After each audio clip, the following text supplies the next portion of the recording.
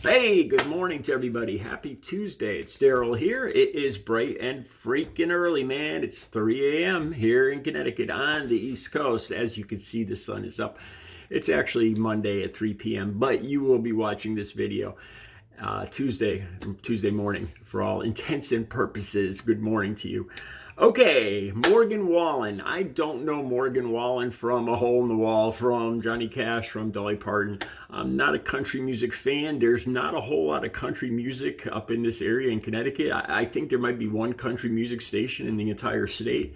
Most of the radio stations up here are what they call classic rock, AC/DC, Van Halen, for us old men. And there's some 90s music, like what they used to call new music back in the 90s. There's a few of those radio stations. Anyway, I got this story that I came across about Morgan Wallen getting arrested. And if you watch my channel, you know I usually pick a story to talk about that I have a strong opinion of, or I want to hear you guys' opinion, or it'll remind me of an incident in my life and something I learned or something I experienced that I could relate to the story. And that's what happened today. What I'm going to tell you, it directly, as soon as I read the Morgan Wallen story, I wanted to talk about it. And then all of a sudden I remembered this incident that happened when I was 12 years old. And I have been dying to talk to you guys about this, to share this with you, because it was just, I still remember it.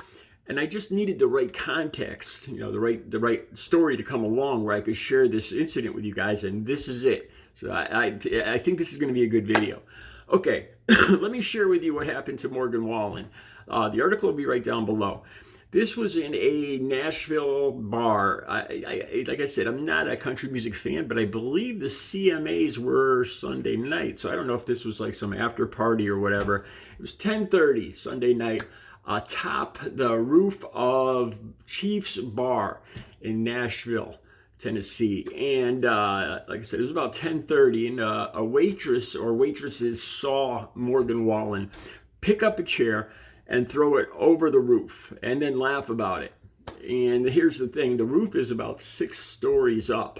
And here's the other thing, it landed right within feet of 2 Metropolitan Nashville policemen. So he was quickly arrested. I believe he was taken into custody by around 12:30. He made bail, $15,250. He posted bail, 3 felony counts of reckless endangerment, and I believe 1 misdemeanor of causing a disturbance or public disturbance, some of those, but 3 felony counts of reckless endangerment. If I'm not mistaken, I believe that they said there was something about a dangerous weapon. I'm not kidding around. I think they look in the article down below, but it was 3 felony counts. I think it had something to do with the dangerous weapon, and they were referring to the chair, maybe in the context that the chair was thrown over the roof, 6 stories up, which would have made it a dangerous weapon.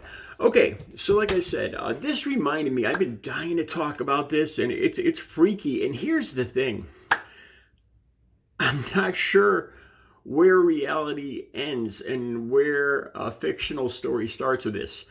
All right, this has to do with me at 12 years old throwing ice cubes or a big chunk of ice off a hotel balcony.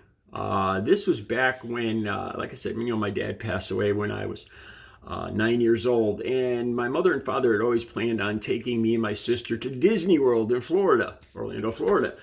And, my dad passed away, and that kind of slowed things up. And then I broke my leg. We were supposed to go one spring, one March, and me and my sister and my mother. My mother still wanted to take me and my sister to Disney World, and I was 11 years old. My sister was 5 years old, and I broke my leg skiing, so we had to postpone it to the next year, which I was 12 years old, and my sister was then 6 years old. So we go down to Orlando. We're staying in a hotel in Orlando, and I believe we were on about the 9th or 10th floor, and we were having a great time and everything, and my sister was easily sunburned. Anyway, we were back at the hotel in the afternoon after a fun day, and I believe my sister was sleeping. My mother was, taking a nap about 4 p.m. If you know Florida, there's downpours every afternoon in Florida. This is going to come into play in a second. Now, as a 12-year-old boy, I'm looking for, I'm amazed by the ice making machines, the soda machines, the candy machines. My sister and my mother are sleeping, so I'm looking what kind of trouble I can get into. And I see the balcony. I'm on the balcony looking down, and our room was in the back of the hotel, and there was a restaurant on the main floor, and you would see the restaurant workers like going out, bringing out garbage to the dumpsters, and smoking cigarettes and whatnot. Like if you look down right off our balcony, that's where the back of the hotel. We were in the back of the hotel, and you could see if you look down at the parking lot, it was right at the back of the restaurant where the restaurant workers would come out.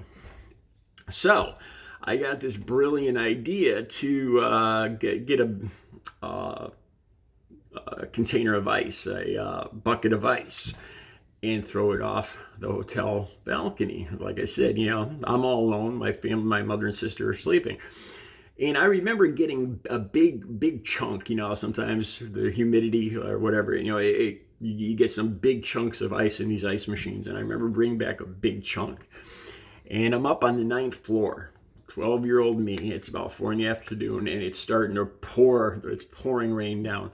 So I take one of the pieces of ice, right, and I let it go. And just as I let it go, I'm looking down, and I still remember seeing the white shirt and white pants. One of the restaurant workers comes out the door, and he's standing right. I'm just watching.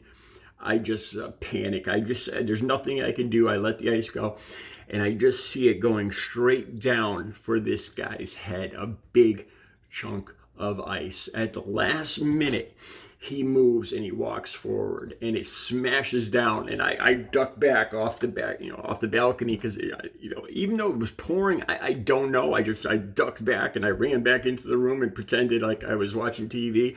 I don't know if he saw it, if he didn't see it. Here's the thing. I remembered this all these years later, and and it's still been in my head. And I started thinking about this. I started thinking about, what if it had hit him? And, writing a story. Imagine if it did hit him and it killed him. The ice, the piece of ice that was used for this, like I said, it was pouring rain. That would melt. So say it did. I was thinking about writing a novel, a novel, like fiction. If it did hit him, and what would have happened to me as a kid, and if it did hit him and it killed him, and he fell on the ground, then the ice would have melted. The police would have come along. There'd be no weapon because the ice would melt. And I started working on this story of fiction on I thought it'd make a good novel. The murder weapon would disappear, and then maybe subsequently they would think that it was an attack by his ex-girlfriends, or I was thinking I was going to make a novel out of it. Here's the weird thing. As the years go by, I'm not sure if it did hit him or not. I don't know where the reality. I swear to God, I'm trying to think back, and I don't know.